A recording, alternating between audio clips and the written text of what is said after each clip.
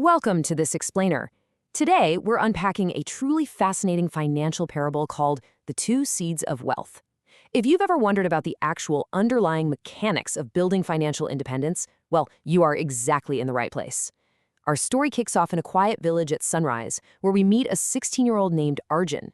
Now, Arjun is a hardworking guy with a very big dream. As he's out there helping his grandmother Mira in their small garden, he is actively looking for a way to change his family's future. He really wants to figure out the secret to financial success. And while they're working side by side in that garden, Arjun asks his grandmother a pretty profound question. Why do some people always seem to have enough money while others work just as hard? I mean, it's the ultimate question, isn't it? We all know people who just grind, day in and day out, yet they're constantly stressed about their finances. And on the flip side, there are those who seem to effortlessly maintain this solid financial security. Arjun is recognizing early on that hard work alone, it just isn't the whole equation. There's gotta be a missing piece to this puzzle. His grandmother, Mira, who happens to be incredibly wise and practical with her money, gives him an answer that completely shifts his perspective. She tells him, the answer isn't only how much they earn, it's what they do after they earn it. And wow, this is such an absolutely crucial takeaway for us. Wealth isn't strictly defined by your income level or getting some massive salary bump. True wealth is actually determined by your actions in the moments right after that paycheck hits your bank account. Okay, let's dive straight into part 1, the two seeds.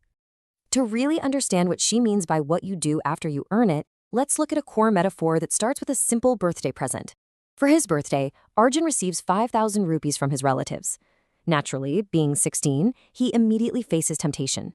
His friend Rohan comes up and suggests they pool their cash, or that Arjun uses his money to buy the absolute newest gaming console. Rohan's like, it's gonna be amazing. And Arjun admits, yeah, it does sound really fun. He looks a bit torn. It's the classic trap we all face, right? The intense desire for instant gratification versus long-term planning. To help Arjun make his choice, grandmother Mira does something brilliant. She places 2 actual seeds on the table to represent his options. She takes the first seed, drops it in a glass jar, and explains that if you leave it there, it never grows. Its journey literally just ends. But then she takes the second seed and presses it into the soil. She tells Arjun that this seed will grow into a fruit tree. Money works in the exact same way. If you just spend it, putting it in that glass jar, its journey is over immediately. But if you invest it wisely, planting it in the soil, it can grow into something so much bigger. Moving right along to part 2, assets versus liabilities. Let's actually step out of the story for a quick second. How do we, in our own everyday financial lives, separate the soil from the glass jars? Well, grandmother Mira sketches this out for Arjun. On one side, we have assets, which she compares to those money-growing fruit trees. On the other side, we have liabilities, representing things that just create ongoing costs. Understanding the strict, absolute difference between these two columns is the literal bedrock of all financial literacy. So what is an asset exactly? Her definition is wonderfully simple and crystal clear. An asset is something that helps you earn money, or it's something that increases in value over time. Arjun immediately gets it. He says, so assets are like money-growing trees. Exactly. When you buy an asset, you are buying something that will eventually put money right back into your pocket. Let's look at some concrete examples here. Assets can be books that teach you valuable skills because, hey, those skills increase your future earning power. They can be traditional investments or maybe equipment for a small business. They can even be digital, like an income-earning website, or physical, like a rental property. The common thread here? All of these things are working for you.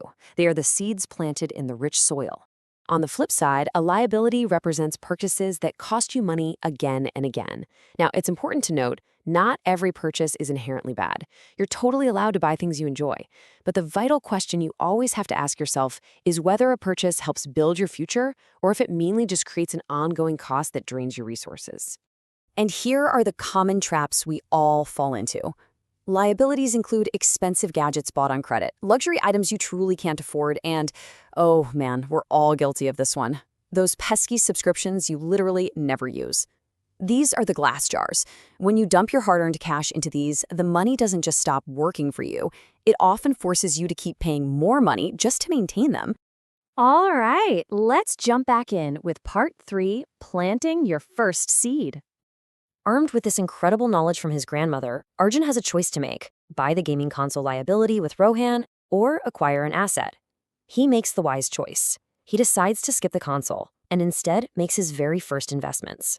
He buys gardening tools, vegetable seeds, and a little notebook for tracking his expenses.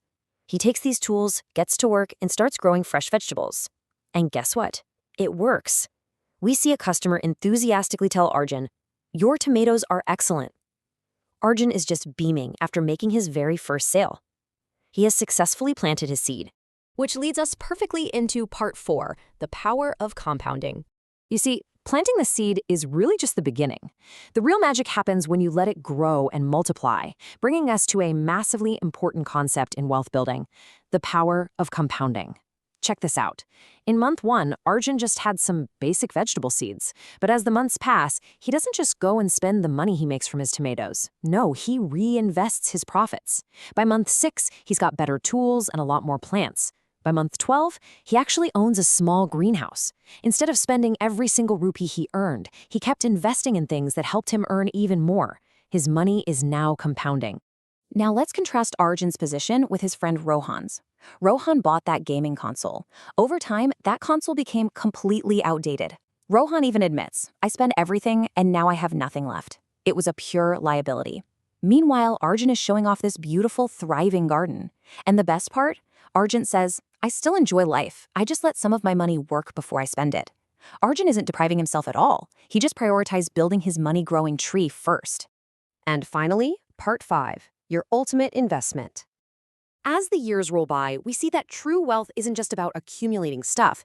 It's about creating real value. Arjun's success with his garden catches the attention of his entire community, and he steps into full-blown entrepreneurship. Just look at how this single seed of an idea evolves. Step 1, he moves from just selling loose vegetables to selling entire curated vegetable kits.